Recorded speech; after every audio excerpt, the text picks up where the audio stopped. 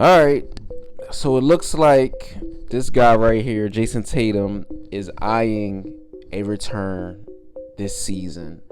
Now, by all means, right? We all remember less than a year ago, Jayson Tatum was in the playoffs with the Boston Celtics, thriving in pain from an injury that ultimately found out to be an Achilles injury. Ended his season, in the playoffs, with the Celtics having a chance to ultimately try to go back to the NBA Finals, but that did not happen. Now, we know Jayson Tatum had the surgery immediately following, that game, and it's been a road, right? There has even been reports where he said things like he didn't know if he was going to ever want to play basketball again because that wasn't his thought process. And when it comes to things like injuries, especially injuries like that, where it's going to be a hard and long process to get back to where you were or where you think you are comfortable.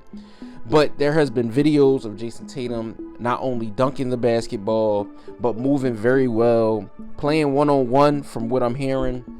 So the question is, should Jayson Tatum return at all?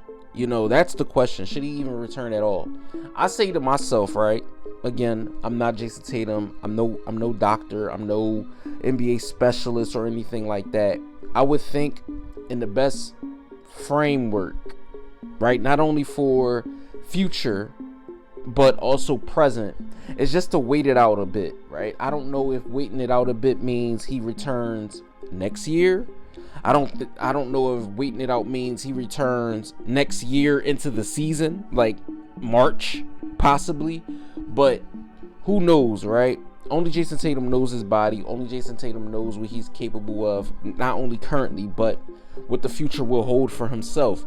Because keep in mind, right? Jayson Tatum is still young.